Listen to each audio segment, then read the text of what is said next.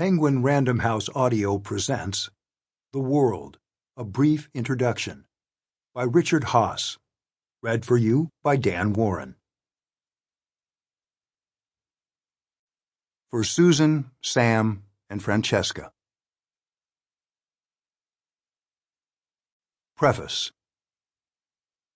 Every book comes with a story that helps to explain why the author committed the time and effort to produce it. In this case, the story starts on a summer's day, over a decade ago, fishing with a friend in Nantucket. My friend's nephew joined us on the boat, and I asked him where he went to school. Stanford, he told me. He was a computer science major, soon to begin his senior year. I went on to ask him a number of specific questions about what else he was studying beyond coding. Anything in economics, history, politics? His answers revealed he had taken the minimum number of courses outside his major, and those he did take had little to do with the basics. What was clear was that this intelligent young man would soon graduate from one of the best universities, with little or no understanding of his own country or the world. And he would do so at a moment when the fate of his country and the world were inextricably linked, and more was in flux than at any time since World War II and the years just after. This troubled me. A search of graduation requirements at most American institutions of higher learning revealed it is possible to graduate from nearly any 2- or 4-year college or university in the United States, be it a community college or an Ivy League institution, without gaining even a rudimentary understanding of the world.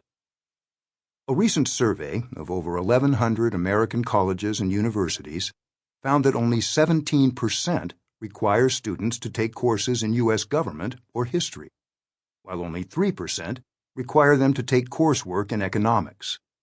Don't get me wrong. Virtually every college or university offers multiple courses in international relations or American foreign policy, many of them well taught and comprehensive in what they cover.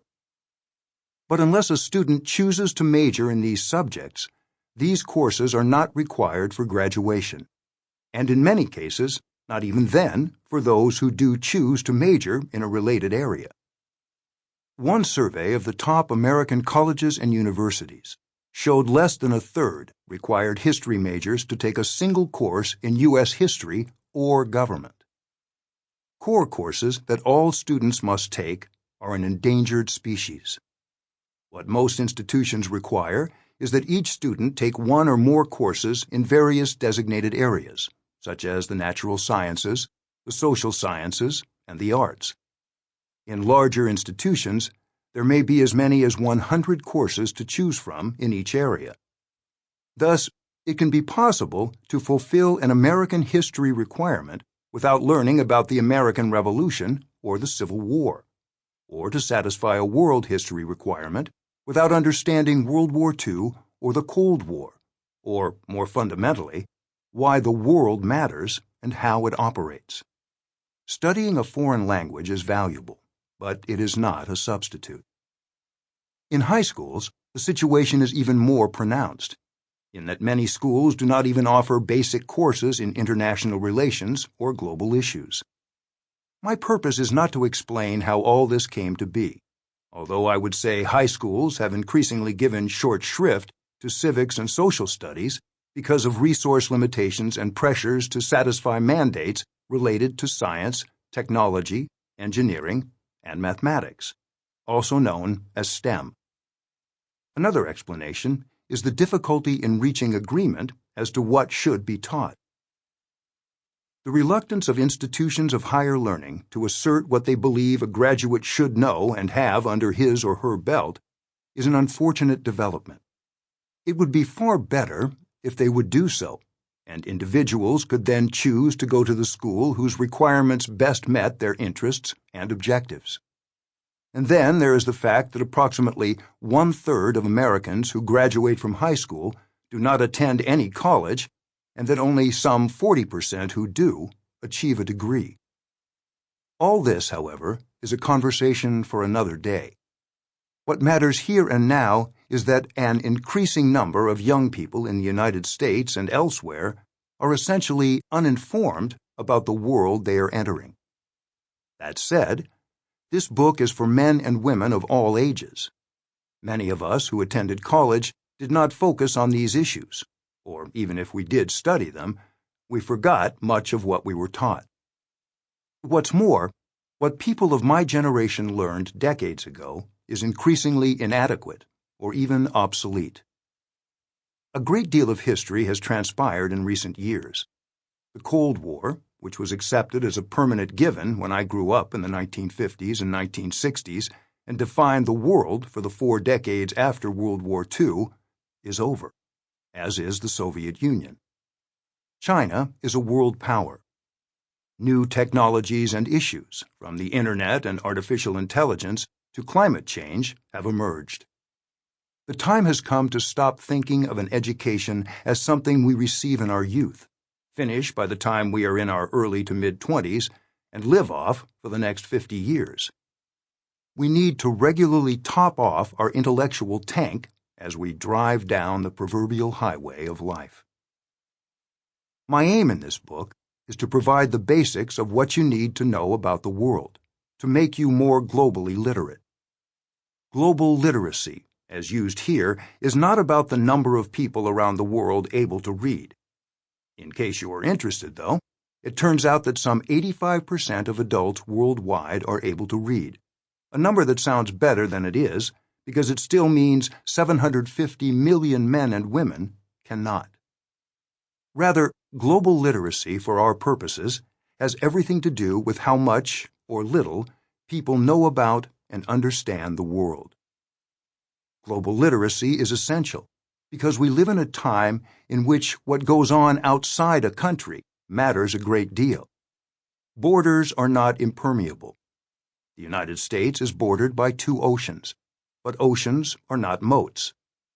For better and for worse, the so-called Vegas rule, what happens there stays there, does not apply in today's global world. The world is designed to help you build a foundation to better navigate the headlines and filter the flood of news coming at us all.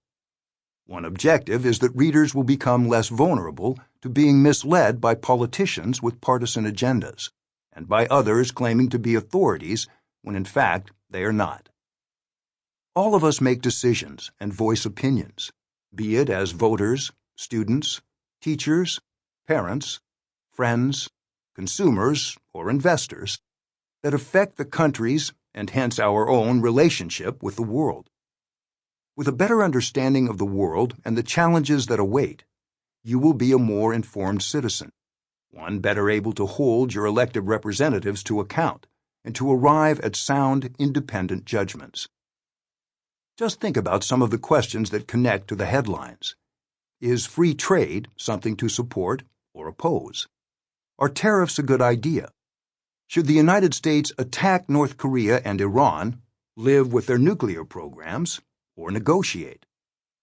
To what extent and at what cost should the United States or any country try to promote democracy and human rights and prevent genocide?